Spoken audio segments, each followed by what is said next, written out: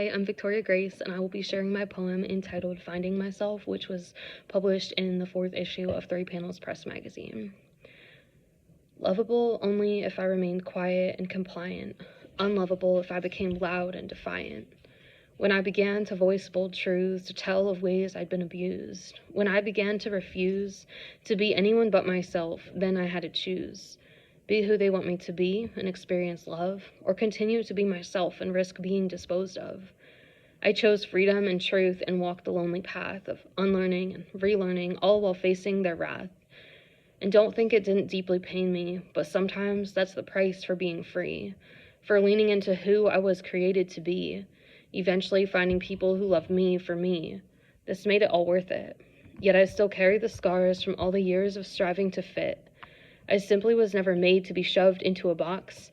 I don't care if to you I seem unorthodox. I will no longer deny the hurting child within or blame her for others' sins. I will speak truth, wrapping her in my arms until others also can find a haven from the harm, experienced at the hands of those who were supposed to care, but were too weak to dare to speak out against abuse or too obtuse to comprehend the depth of the wounds they caused, meanwhile giving themselves a round of applause for their godliness, leaving me to sort through the mess. Questioning my worth, diminishing my hurt, agonizing over whether or not I was wrong, or if there is anywhere I can ever belong, until finally realizing all along, I am the one who has been strong, the one who now offers hope to others striving to break free, fighting battles no one else will ever see.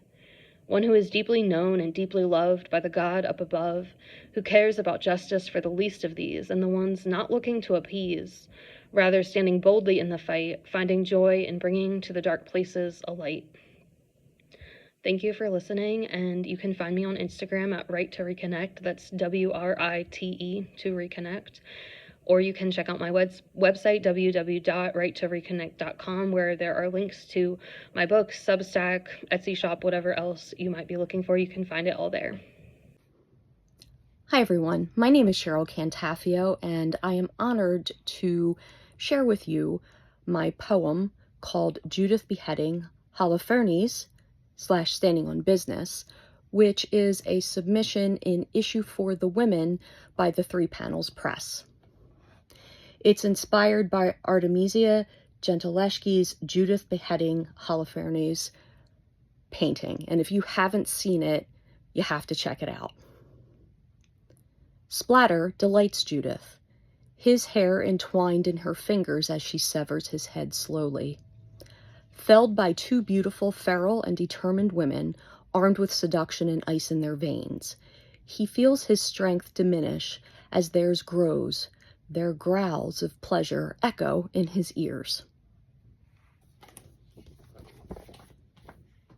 So as I said, my name is Cheryl Cantafio. I am the writer of 4 books. My first book, My Stay with the Sisters Poems, is a poetry collection where the sisters represent grief and gratitude. And what they do is they invite people who have lost somebody into their home to experience several different emotions that come with a loss. My second book is called A Place No Flowers Grow. That's where I'll be reading a poem from today. And this one is more Gothic tale. So it's 80 poems that tell the tale of 3 main characters. And it's set in Alaska, so think fates collide, love blooms, rage explodes. It's pretty cool. My third book is She-Wolf Sonnet, and it's essentially a chapbook, and it's a tribute to the werewolf folklores, so you'll have to check that one out. And then finally, I have a children's book, so completely off base from poetry, and it's about a little jumping spider who isn't really confident about his jumping skills. All of these are available on Amazon.com, bookshop.org, Barnes & Noble, and you can request all these at your local bookstores as well to order if you're interested. So again, I'm going to read a poem, the first poem from this, A Place No Flowers Grow. Among the blue ice caves in Foxglove, there lies a shadowy tale. 2 people madly in love, their story part of the glacial veil. There lies a shadowy tale. A bride in an ivory sequin dress, Their story part of the glacial veil. A groom waiting to say yes. A bride in an ivory sequin dress, to have and to hold. A groom waiting to say yes. Fate sealed with rings of gold. To have and to hold, two people madly in love. Fate sealed with rings of gold. Among the blue ice caves in Foxglove. The reason why I read to you from this one is that I have a special edition graphic version of this coming out in late September. And I'm honored to be working with artist Costin Chirino. He's doing all the artwork for it. In addition, I have 10 additional poems in there. Be sure to check it out. I would love to connect with you. So please, by all means, reach out to me on Instagram. That's your best bet. And it's CherylC.writer at Instagram. Thank you, and I hope you enjoyed my poems. Take care. Hey, what's up, guys? My name is Christian Lopez, and we'll be reading some poetry to you guys. First one is titled Medusa. You can find it in the latest issue of the 3 Panels Press, The Women. And I wept into existence, a son of Medusa, irreverent and callous. My tethered serpent struck prey from a nest of my tongue. My eyes shone green, but I forsook envy. My eyes shone green, and I took vengeance. I sought and hunted like dogs the men and their gods. From limb flesh to marble stone, I tore through the world, a portent of my mother's wrath. Heroes fell at my feet. I built mountains of the dead to honor Medusa as the priestess. The soul of my mother gone from me forever. I climbed the stone fragments of men and their gods, to stand upon Olympus, now turned to a sea of stone.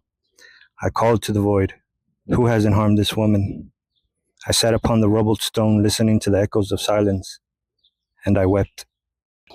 All right, this next poem is called Resurrection. I rise again.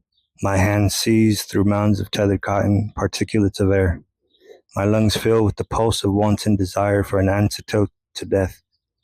A slow, steady stream of life rejuvenates me, pulling me towards the surface, through mounds of grief and tumult, through severed limbs and sorrow, through mounds of lilied joy. I need no gods nor Father on high to raise me through the dirt. I learned this skill from Mother. Never shall I die for long. You'll hear me cite Miss Angelou. I rise and still I rise. Through every nerve and tendon, resurrection calls again. Through my every insurrection, I will rise again. This last poem is A Rose That Grew in the Desert. It's pretty much my magnum opus. I peaked, and I'm never going to write anything better than this. I found a rose that grew in the desert, but she was not the desert rose, the succulent adenium. I found a rose with her roots in the sand. Oh, she was magnificent. Her petals blood red, her thorns like the rough edges of a diamond. She grew tall and swayed defiantly in the arid winds. My human nature so tempted me to bring her home, but this rose was too deeply rooted. I fell in love with the rose that grew in the desert and never stopped to think how miraculous that could be. I stayed with her for as long as I could, nurturing her with water and speaking of sunlight, caressing her petals and bringing her shade. But I could not grow in a barren land. I found a rose that grew in the desert, and there she remains, to grow wild. I often hope she consumes the sands and spreads across the earth as a jungle of roses. Oh, how I long for that, to one day be reunited with the rose that grew in the desert. Okay, anyways, that's it. Thanks for listening. Peace. Also, I forgot to tell you guys, you can follow me on Instagram at Encore. That's ONCOUR. Okay, bye. Hello and warm greetings to all listeners. Here I'm Bhakti Deepak, and today I'm honored to share a heartfelt journey through my own words, a collection of poetry dedicated to her, to every woman who walks through life with strength. I sincerely thank the 3-Panel Press for giving me the honor of lending my voice to this powerful platform dedicated to elevating the path of women. I am deeply humbled and truly honored. Thank you so much. Divine strength and blessings. What can I write about a woman when she herself has written me, birthing, nurturing, shaping my being, a force even the divine boasts to.